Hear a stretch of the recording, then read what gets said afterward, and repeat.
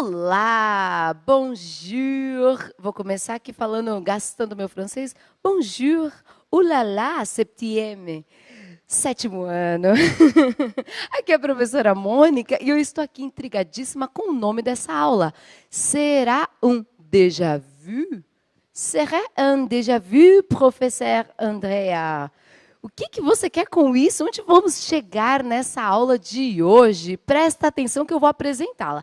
Vocês me conhecem, eu sou a professora Mônica, moderadora, e o tema da aula de hoje é intertextualidade entre gêneros textuais diversos, sétimo ano. A habilidade que vamos acionar é analisar entre os textos literários e entre estes e outras manifestações artísticas, como cinema, teatro, música, artes visuais e midiáticas, referências explícitas ou implícitas a outros textos, quanto aos temas, personagens e recursos literários e semióticos. Eu amo essa habilidade, estou doida para participar dessa aula, professora Andréa. Muito obrigada pelo convite. A aula é tua. Obrigada. Bom dia, sétimo. Bom dia, professores e alunos. Eu só coloquei esse título porque era a Mônica que ia ler, viu? Porque não sei nada de francês. Era porque ela viria aqui, então aproveitei para ela gastar. Vamos lá. Objetivos da aula. Ler e interpretar diversos gêneros textuais e identificar a intertextualidade entre gêneros textuais diversos. Então, vamos lá. Primeiro, fazer uma acolhida, né? Você já leu algum texto que rapidamente o fez lembrar de outro? Cite-os. Né? Se você puder citar o que foi que você leu e de que você lembrou, pode colocar. E você já ouviu alguma melodia que automaticamente o fez lembrar também de uma outra música, de um filme, de um poema, de propaganda, entre outros gêneros textuais? Exemplifique. Vamos lá. 2 minutinhos para vocês colherem aí as respostas dos alunos. Se vocês não tiverem os alunos, coloquem as respostas de vocês também, que estão valendo. Vamos lá, 2 minutinhos.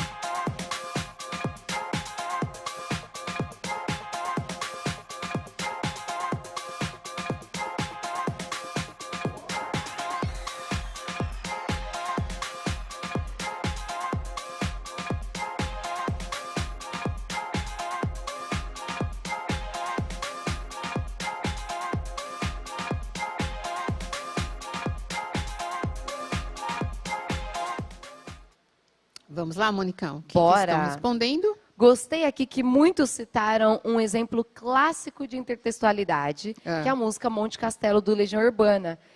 Assim, por muitas vezes eu olhei para o Renato Russo e falei, é fácil fazer uma música, né? Ele pegou um pedaço de uma parte, um pedaço de outra parte, juntou. Ele pegou Camões, pegou ali uma referência bíblica, colocou as duas, colocou uma letra que também, uma música que é envolvente, que fixou melhor aqueles textos na nossa, e ficou incrível, não é? vários citando, não sei se foram os alunos ou os professores, é um exemplo muito bom, aluno do 7º ano, coloca aí no seu YouTube, se você tiver dados, coloca aí Monte Castelo do Legião Urbana, é um exemplo clássico, não é? Mas, Andréia, teve também a canção do Exílio, / Hino Nacional, outro exemplo clássico. Outro exemplo. Né? Minha Terra tem mais... qual é o trecho? Até esqueci, vou lembrar. Eu estou tentando caçar aqui. Quando você vai caçando, eu vou falar um comentário da professora Eliane. Ela colocou assim: acredito que acontece com todos. Sempre lembramos de algo. Eu também concordo com isso. Até porque não existe um texto primeiro. Todos aí fazem uma referência a um outro texto, né? O que às vezes a gente não consegue identificar é porque falta o conhecimento prévio, né? Então a gente não identifica. Mas fora isso, sempre a gente vai encontrar alguma coisinha assim. Achei, ideia, achei. A primeira falar. Interação dessa acolhida tua foi um professor chamado Ulisses que colocou aqui as paródias dos candidatos. A gente está bem nessa época, então o aluno vai conseguir entender bem essa relação, né? Porque muitos fixam na nossa cabeça essas musiquinhas que são os jingles, porque eles fazem intertextualidade com alguma coisa que é muito popular, né? Muito popular. E aí não dá como esquecer, né? Colocaram Nárnia também, as Crônicas de Nárnia. Né? As Crônicas de Nárnia, que faz referência à Bíblia. Eu não sei se alguém colocou, mas tem o filme, né? O do Shrek também, que aparecem várias personagens, né? Dentro do filme. O Shrek é cheio de intertextualidade.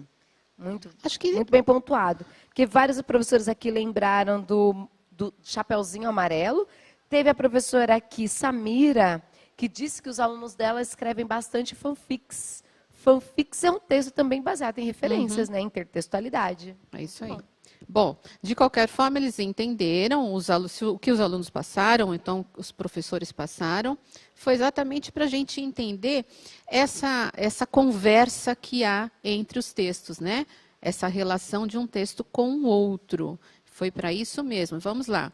Que é o próximo slide, então, que é a intertextualidade. Né? Fenômeno da linguagem no qual observamos a influência de um texto sobre outro, seja em relação à estrutura do texto, né, como composicional, ou seja em relação ao tema. E identificamos que os textos conversam entre si. Acho que falar assim para o aluno fica até mais fácil, né? Um texto conversando com outro, em vez de dizer intertextualidade. Né? Como é 7º ano, ainda dá para usar esse termo, né? Sem ficar numa nomenclatura muito complicadinha. Então, vamos lá. Vamos ler, então. Nós vamos ler e comparar 2 fragmentos textuais a seguir e perceber aí as aproximações temáticas. Então, trata-se de 2 poemas que têm o mesmo título. O primeiro, de Casimiro de Abreu, pode tirar esse O daí, e o segundo, de Oswald de Andrade. Você observará que ambos discutem a saudade da infância, porém a partir de pontos de vista distintos, certo? Vamos lá. Você lê um, eu leio outro. Pode começar. Aqui, de Casimiro de Abreu, a gente tem Meus 8 anos. Ele foi escrito em 1858. Oh, que saudades que tenho da aurora da minha vida, da minha infância querida, que os anos não trazem mais. Que amor, que sonhos, que flores, naquelas tardes fagueiras, à sombra das bananeiras, debaixo dos laranjais. Vamos lá, o próximo. Meus 8 anos, de Oswald de Andrade, de 1971. Oh, que saudades que eu tenho da aurora de minha vida, das horas de minha infância que os anos não trazem mais. Naquele quintal de terra, da rua de Santo Antônio, debaixo da bananeira, sem nenhum laranjais. Né? Legal. Então, nós temos 2 autores diferentes, né? De períodos literários diferentes também. Né? Para o aluno fica um pouco novo, se a gente falar de escola literária, né, ou de período literário, mas o Casimiro de Abreu é do romantismo e o Oswald de Andrade do modernismo. Então, o Casimiro mais distante de nós e o Oswald mais próximo. Século depois. Né? Então, vamos lá. Primeiro as questões, depois a gente continua falando sobre os textos. As 2 primeiras, eu vou deixar 3 minutinhos para vocês tentarem buscar respostas com os alunos, tá? Então, os 2 textos são de épocas distintas, mas neles há algo em comum. Que elemento comum é esse? O que há em comum entre os 2? Quem prestou atenção já no comecinho, na introduçãozinha, já vai saber responder. E a segunda, qual a ideia de infância para Casimiro de Abreu e Oswald de Andrade? Essa ideia é igual para os 2 autores? Pode colocar Casimiro de Abreu tal, Oswald de Andrade tal. Tá? E na questão 1, coloca e faz a resposta, por favor. Vamos lá. Vou deixar 3 minutinhos para vocês. Vamos lá.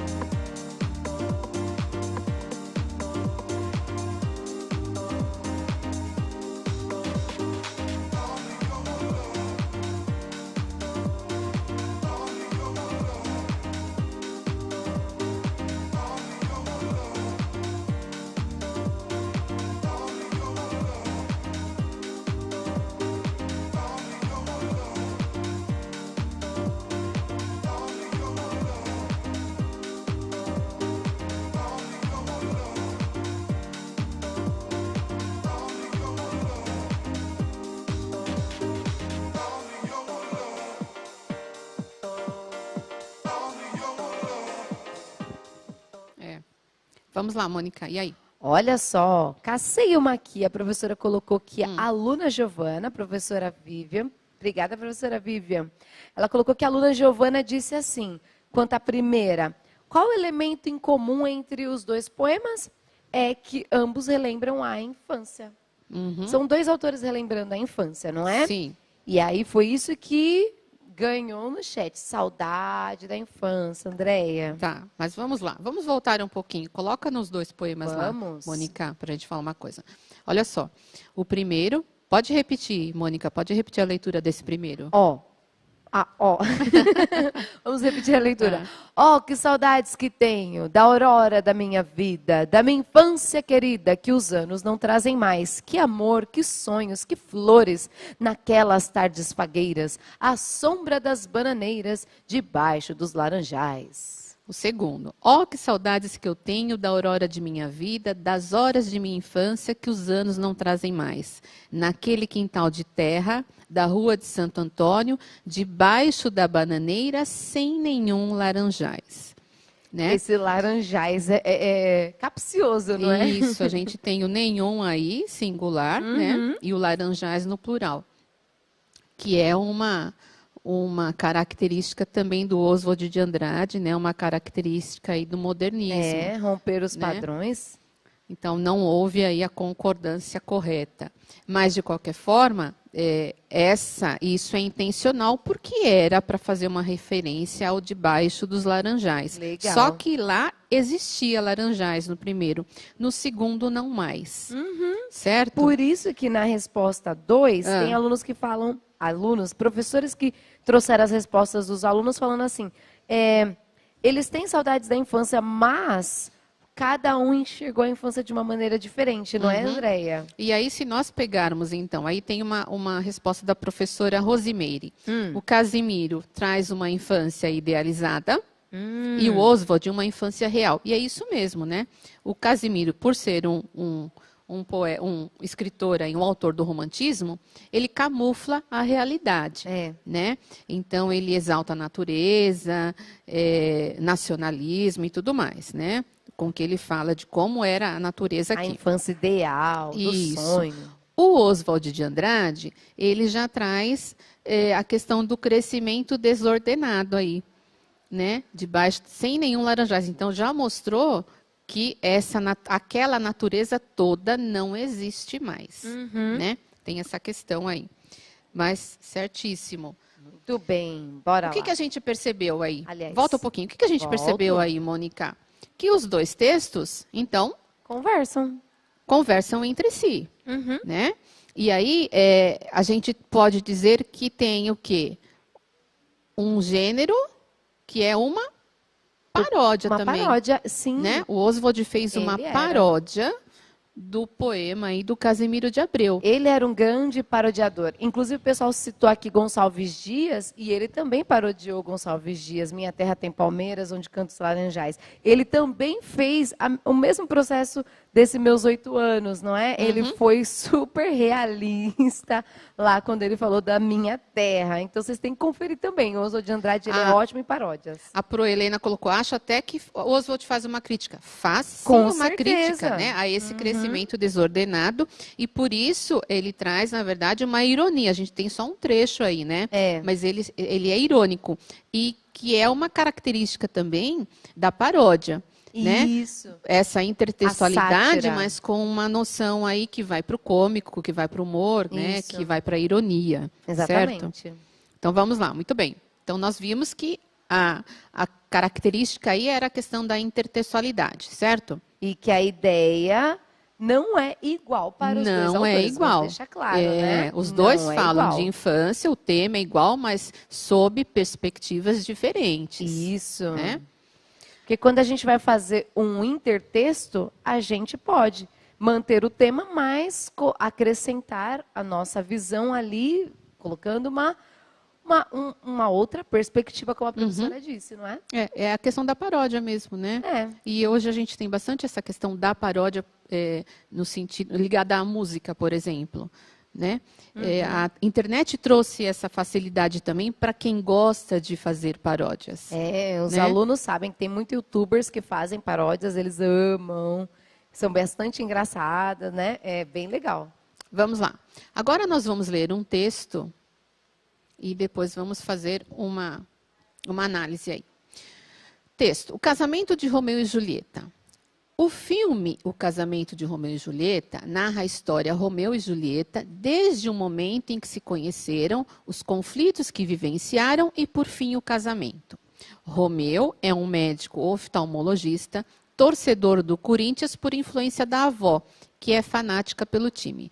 Julieta é uma jovem que, vendo o pai torcer pelo Palmeiras, acabou se filiando ao time e gostando do esporte, tornando-se depois capitã do time feminino do Palmeiras.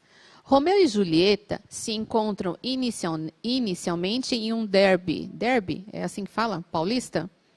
Depois, ocasionalmente, no consultório de Romeu, quando Julieta precisou ir ao médico após sofrer um acidente doméstico. Os dois conversam com mais calma e se aproximam.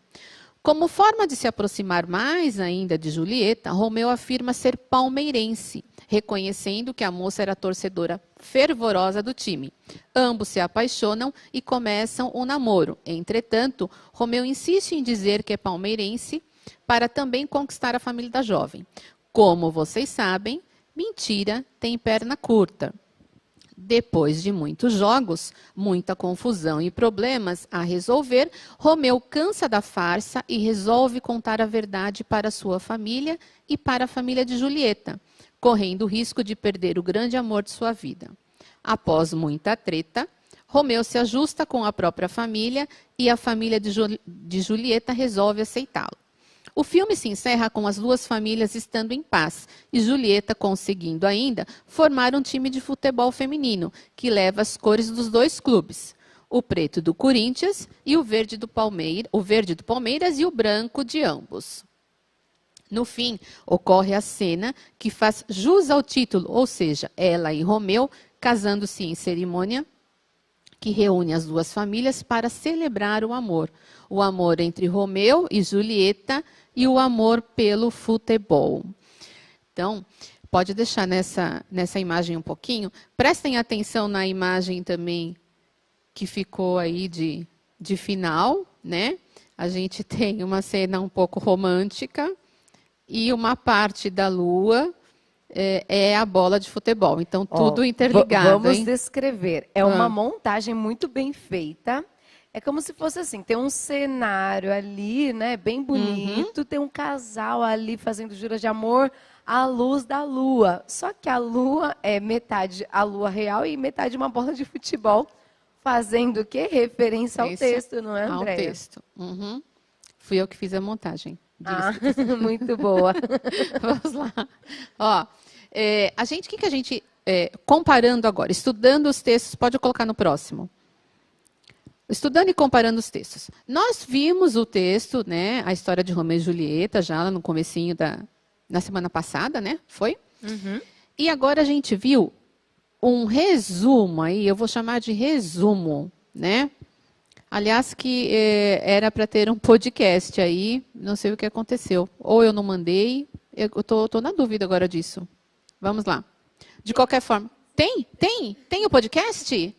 Ai, gente, tem o podcast. Eu aqui tô doida. Tá tudo ao vivo, é que essas aulas foram feitas há muito tempo, né? Isso. Então pode colocar. Eu já li, pode colocar, não tem problema. Que louca. Texto: O Casamento de Romeu e Julieta. O filme O Casamento de Romeu e Julieta narra a história Romeu e Julieta desde o momento em que se conheceram, os conflitos que vivenciaram e, por fim, o casamento. Romeu é um médico oftalmologista, torcedor do Corinthians por influência da avó, que é fanática pelo time. Julieta é uma jovem que, vendo o pai torcer pelo Palmeiras, acabou se filiando ao time e gostando do esporte, tornando-se depois capitã do time feminino do Palmeiras. Romeu e Julieta se encontram inicialmente em um derby paulista. Depois, ocasionalmente, no consultório de Romeu, quando Julieta precisou ir ao médico após sofrer um acidente doméstico. Os dois conversam com mais calma e se aproximam. Como forma de se aproximar mais ainda de Julieta, Romeu afirma ser palmeirense, reconhecendo que a moça era torcedora fervorosa do time. Ambos se apaixonam e começam o namoro. Entretanto, Romeu insiste em dizer que é palmeirense para também conquistar a família da jovem. Como vocês sabem, mentira tem perna curta. Depois de muitos jogos, muita confusão e problemas a resolver, Romeu cansa da farsa e resolve contar a verdade para sua família e para a família de Julieta, correndo o risco de perder o grande amor de sua vida. Após muita treta, Romeu se ajusta com a própria família e a família de Julieta resolve aceitá-lo. O filme se encerra com as duas famílias estando em paz e Julieta conseguindo ainda formar um time de futebol feminino, que leva as cores dos dois clubes, o preto do Corinthians, o verde do Palmeiras e o branco de ambos. No fim, ocorre a cena que faz jus ao título, ou seja, ela e Romeu casando-se em cerimônia que reúne as duas famílias para celebrar o amor entre Romeu e Julieta e o amor pelo futebol.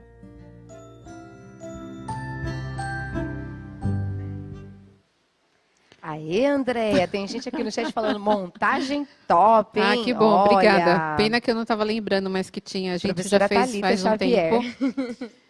Mas tudo bem. Bom, repetimos o texto, até reforçou um pouquinho. Isso. Então, o que a gente tem aqui, na verdade, algum professor já colocou também, que já trabalhou até esse filme, acho que com o EJA, né? É um filme brasileiro, sim. Falaram a respeito da linguagem, que é uma linguagem próxima do aluno, né? Isso também foi legal, isso facilita também muitas vezes. E como eles já tinham visto a história do Romeu e Julieta, e mesmo que não tivessem visto aqui, é uma coisa que eu acho que está aí já na cabeça de todo mundo, né, no senso comum, todo mundo, quando se refere a Romeu e Julieta, sabe que, né, pelo menos dentro do que eles podem interpretar, uma história de amor. Né? Não vamos falar do depois disso, do mais complexo que isso. Tá? Ficou muito claro para a gente aí toda a relação de uma coisa com a outra, né? O final, as duas famílias, né, que vivem em paz, então, e ainda fora isso, a questão do futebol, juntar o futebol a isso, né? Ficou muito legal, ficou fácil de perceber. Vamos, então, ver se os alunos conseguiriam preencher essa tabelinha aí que a gente colocou de características dos textos, tá? Vamos ver se a gente consegue fazer no aberto isso. Professores, nos ajudem. Olha, a Vamos professora lá. Josenilda dizendo parabéns pelo podcast. Ah, muito obrigada. Vamos lá. Tipo de texto, então. O que a gente está fazendo também uma referência agora aí? Vou falar para vocês. A gente tem, no Romeu e Julieta que nós vimos, era um texto dramático. O texto para Casamento de Romeu e Julieta também teria de ser um texto dramático. Só que nós temos segmentos diferentes, né? O Romeu e Julieta que nós vimos era um texto para ser utilizado em que ambiente, e o Casamento do Romeu e Julieta, o filme, em que ambiente? Era isso, tá? Vamos Já ver tem se professor eles respondendo entenderam dessa aqui. forma. A Ok. professora Margarete disse, professora Andréia, uma é peça teatral e outra é filme. Sim, isso mesmo. Em termos de tipo de texto, é isso. Os dois são dramáticos, só que cada um para um segmento diferente. As principais personagens. Estão colocando, Mônica? As principais personagens, galera.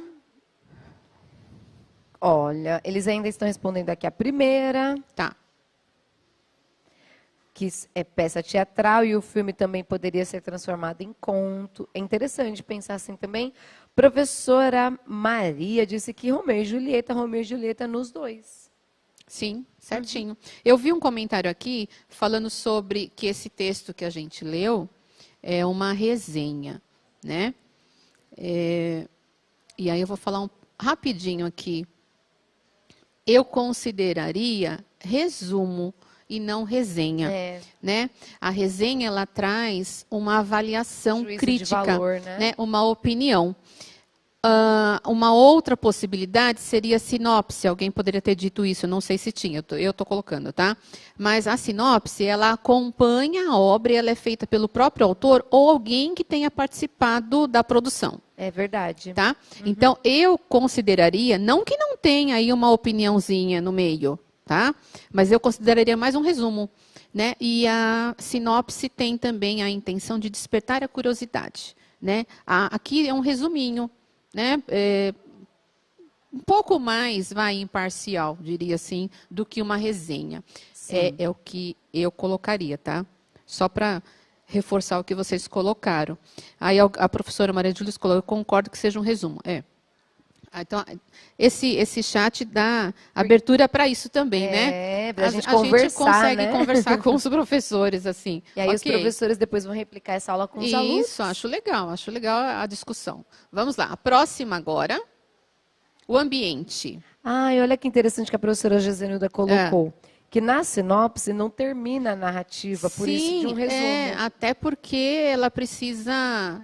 para instigar, né? Aqui você já tinha a história toda. Ok, vamos lá. Ambiente, gente, em que ambiente acontece? Vamos ver se eles lembram do Romeu e Julieta. A professora Alessandra já colocou Veneza versus São Paulo, Verona versus São Verona, Paulo, isso. Itália Verona. versus São Paulo. Ok, ok. Certinho. Próximo agora. Vamos lá. Aí são as respostas para eles. Uhum. O aluno que está aí no chat pode printar, galera do print. Sim. E continuando. Mais 3 agora. Vamos de novo no aberto. Situação das famílias. Qual era a situação das famílias em Romeu e Julieta, teatro, e o casamento de Romeu e Julieta, o filme? Respostas? Bora, bora. Tá chegando, ainda tá meio atrasadinho. É uma situação diferente, né? Porque são de épocas diferentes, né? Vamos dando pistas Era no aqui. sentido assim, como era o contato das famílias, ou não contato, na verdade, né? É nesse sentido. Ah, tá bom, Deia. Então, são famílias rivais, disse a professora Silvia. Ok, Romeu e Julieta, a primeira são rivais, mas eram por questões históricas e sociais, né? Isso. E depois a segunda? inimigas de futebol, disse a professora Marilda. Boa, certinho também. A relação entre as personagens. Como começa a relação entre Romeu e Julieta? E como começa, né? Peça. Do Shakespeare. Isso. E o casamento de Romeu e Julieta. Como nasce a relação aí entre os dois? Vamos lá, que aí depois a gente coloca a resposta para vocês. Gente. Tá demorando para subir, né? Tá demorando para subir. Amor proibido, ok. Maria José colocou. Era um amor proibido, isso. Por conta das famílias que não aprovavam, né? Uhum. E no casamento de Romeu e Julieta, vivem um amor, a professora Maria José colocou, mas o Romeu mente. Isso, ele vive um amor, mas ele mente o time para que... Mas é por amor, né? Por amor. Para que a Julieta o aceite. Boa. O que mais? Amor proibido, amor com mentiras. Pro Isabel colocou que o aluno dela, Davi, respondeu que as famílias eram rivais no primeiro, no Romeu e Julieta, do Shakespeare, e no do filme, os times eram opostos. Ok. Sim. Boa. E a última agora, como acontece? Como é o final de cada uma, né? Qual o final para cada história aí? Vamos lá. Olha, a professora Mariane diz aqui. No primeiro, o casal morre. E depois, no segundo, eles se casam. Tá. E aí, você leu de quem? Da professora Vânia? Mariane. Maria, tá. A professora Vânia colocou: o casal morre e as famílias fazem as pazes. Isso no teatro. E a Pro coloca: o primeiro tem o casal morre. E no segundo existe um final feliz, né? O que coincide de final das duas é na questão das famílias se entenderem, né? Só que no primeiro existe mesmo, não é um final tão feliz assim, né? Ok. Bom, de qualquer forma, o que vocês... Olha lá, deixa a resposta para eles. Pode colocar então, vamos lá, pode colocar a resposta. Bora, galera, do print aí na tela para vocês. Olha só, conferindo as respostas do quadro. Então vamos lá, pode deixar um... Opa, pode deixar um pouquinho só. Comentar? Aqui ficou bem clara também a questão da intertextualidade, né, Mônica? Verdade. Né? E daria até para criar uma outra história agora com os alunos, né? O legal seria justamente isso, de eles ampliarem ainda mais a criatividade, porque Shakespeare foi genial quando criou esse enredo. A gente pode levar para vários contextos diferentes, né? E tentar um Romeu e Julieta diferente aí, né? Então, como que a gente conseguiria? Vamos colocar a criatividade solta aí, alunos. Então, olha só, concluindo então, que relações intertextuais podemos identificar entre a obra Romeu e Julieta, de William Shakespeare, e o filme O Casamento de Romeu e Julieta, de Bruno Barreto? Quem é o primeiro professor que vai responder? Antes a gente falava o aluno, agora é o professor. Que relações intertextuais? Nós falamos já de alguma coisa. Estão falando? Vamos lá? Estão falando sobre o tema, porque é uma história de amor, porque envolve amor, ódio, vida e morte. Casamento, famílias rivais, romance entre os dois. Sim, olha só. História de amor, texto dramático. A Proleila colocou o mesmo tema, mas um com final feliz e o outro triste. A Pro Rosimeire colocou reconciliação e perdão. Legal também, né? Boa, né? Que também. é o pano de fundo que está sendo discutido em ambas histórias. É verdade. E, por exemplo, acho que do casamento do Romeu e Julieta, o que é legal é a questão dos times, né? A rivalidade. E aí eu vou coloca na última para mim. Depois eu volto. Olha só.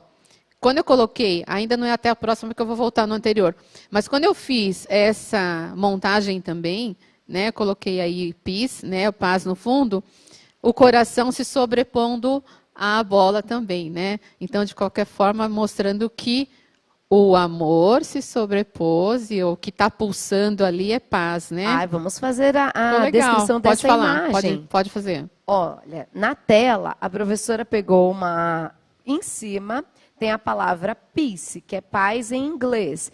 E ela vem escrita como aqueles... como que a gente coloca? Os batimentos cardíacos, não é? Quando a gente faz o exame do encéfalo não, eletrocardiograma. E aí é paz no coração, paz, aí fazendo essa referência. Embaixo a gente tem a imagem, né, consagrada do coração vermelho e a bola de futebol. Só que o coração vem à frente da bola. Professor André, você é muito boa de intertextualidade, porque você criou textos, né, textos mistos, de linguagem mista, para conversar com os textos que estavam na sua aula, não foi? Você fez 2 criações de textos na aula de hoje, em 2 slides com imagens. É que nesse a gente tem uma palavra, então a gente diz que é linguagem mista, mas naquele outro lá é linguagem visual puramente, linguagem não verbal. Você criou um texto a partir de referências que você tinha. Tem intertextualidade também, né? É bem legal fazer isso. É demorado, né? Mas é muito legal. E até a gente pode pedir para o aluno fazer também. Porque essas imagens estão aí livres para que a gente consiga usar. Isso. Né? E às vezes a gente pede para eles, e é lógico, às vezes eles não sabem desenhar, ou têm vergonha. Ai, professora, eu não sei nem fazer bonequinho, né? Aquele de pauzinho. A gente pode até falar para os professores, toda vez que a gente coloca uma imagem aqui que a gente usa, vocês olham lá embaixo que tem um Czinho que é que é registrado, né, da Pixabay. É um lugar que você pode ir lá pegar imagens, os alunos de vocês podem ir lá, coloca na busca, acha qualquer e criam os textos de linguagem visual. Acho ótimo. É gostoso fazer isso. Bom, vamos lá. Eles colocaram, então, os professores também. O Pro Francisco, eletrocardiograma. Isso mesmo, professor. Eletrocardiograma. Me confundi. A professora Maria José, frequência cardíaca. Isso mesmo, muito obrigada. A Pro Marisa colocou o amor venceu. Paz no futebol também. Né? A gente pode ter essa referência. Tem mais alguma coisa? O pessoal está falando, o tema da aula também, déjà vu, faz referência a algo que já foi visto. Essa aula conversa com a aula anterior. Isso. Muito bom também. Por isso o título, né? Por isso eu coloquei esse título, porque às vezes a gente olha um texto e fala, nossa, parece que eu já vi, parece que eu já ouvi, parece que eu já li isso antes, ou já assisti alguma coisa parecida, né? Muito bom, isso mesmo. Gente, bora lá. Nossa aula de hoje ouvimos e exploramos gêneros textuais diversos, identificamos a intertextualidade, né, entre esses gêneros e compreendemos que a intertextualidade acontece quando, em um texto, quando um texto está implícita ou explicitamente no outro texto, seja em relação ao tema ou à estrutura composicional. Vamos analisar. Movimento Inova, gente, 22 e 23/10. Não se esqueçam, nós temos aula amanhã novamente, tá? Por conta do Movimento Inova. E avaliem a aula, por favor. Tem o link e tem o QR Code. E muito obrigada, Mônica. Obrigada, Obrigada, professores e alunos. E até amanhã. Um beijo. Até amanhã, 7º.